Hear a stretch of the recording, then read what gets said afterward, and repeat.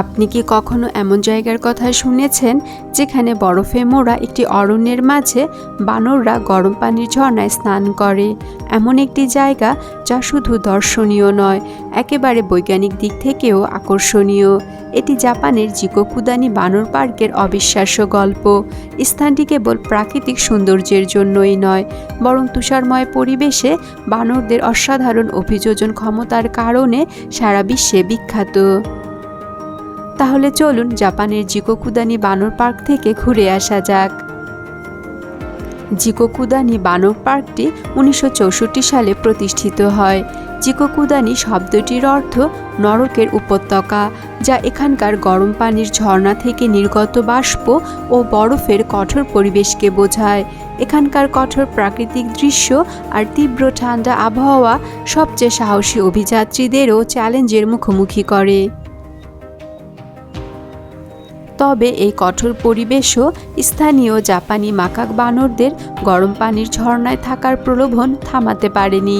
হাজার হাজার বছর ধরে এই মাকাক বানররা এলাকাটির রেইনফল ফরেস্টে বসবাস করে আসছে এবং এরা বিশ্বের সবচেয়ে উত্তরের অঞ্চলে বসবাসকারী প্রাইমেট বা স্তন্যপায়ী প্রাণী হিসেবে পরিচিত। তবে এই স্বীকৃতি অর্জনের জন্য তাদের ঠান্ডা আবহাওয়ার সাথে খাপ খাইয়ে নিতে হয়েছে।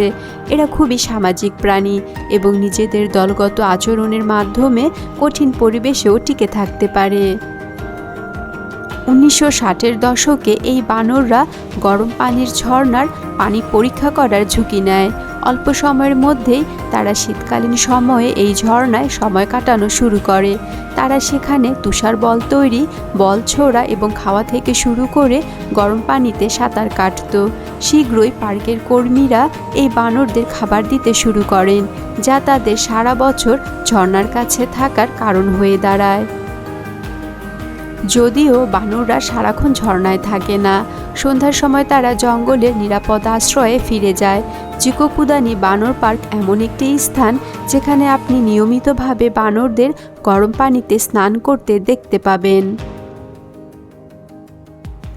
এছাড়াও এই বানরদের এখানে থাকার পিছনে বৈজ্ঞানিক কারণও রয়েছে। শীতকালে জাপানি মাকাক বানরদের শরীরে গ্লুকোকর্টিকয়েড নামক হরমোনের মাত্রা বেড়ে যায়, যা তাদের মানসিক চাপে বৃদ্ধি করে। তবে যখন তারা গরম পানিতে ডুব দেয়, তাদের এই মানসিক চাপ কমে যায়। শীতকালে বানরদের দেহের তাপমাত্রা নিয়ন্ত্রণে সাহায্য করে গরম পানির ঝর্ণা। সবচেয়ে মজার বিষয় হলো, মানুষের উপস্থিতি তাদের উপর কোনো বাড়তি চাপ সৃষ্টি করে না। এজন্য বিজ্ঞানীরা এখানে প্রতিদিন শত শত দর্শকের উপস্থিতিকে গ্রহণযোগ্য বলে বিবেচনা করেছেন। তবে একটি শর্ত রয়েছে, কেউ বানরের সাথে পানিতে নামতে পারবে না।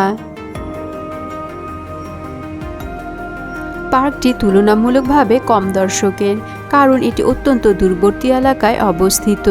নাগানো শহর থেকে মাত্র 45 মিনিটের দূরত্বে বাস পাওয়া গেলেও বাসগুলো কেবল পার্কের প্রবেশদ্বার পর্যন্ত নিয়ে যায়।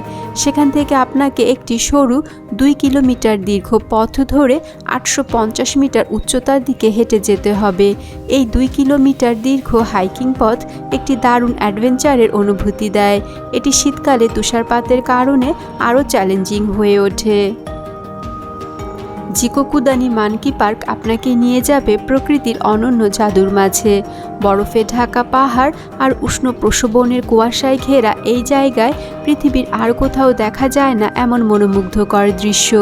উষ্ণ পানিতে আরাম করে খেলা করা তুষার বানরের দল, প্রকৃতির এমন সৌন্দর্য আর স্নেহের সম্পর্ক আপনার মন ছুঁয়ে যাবে। যারা প্রকৃতিপ্রেমী, জীবনে একবার হলেও এই স্বর্গীয় স্থানটি ভ্রমণ করতে পারেন।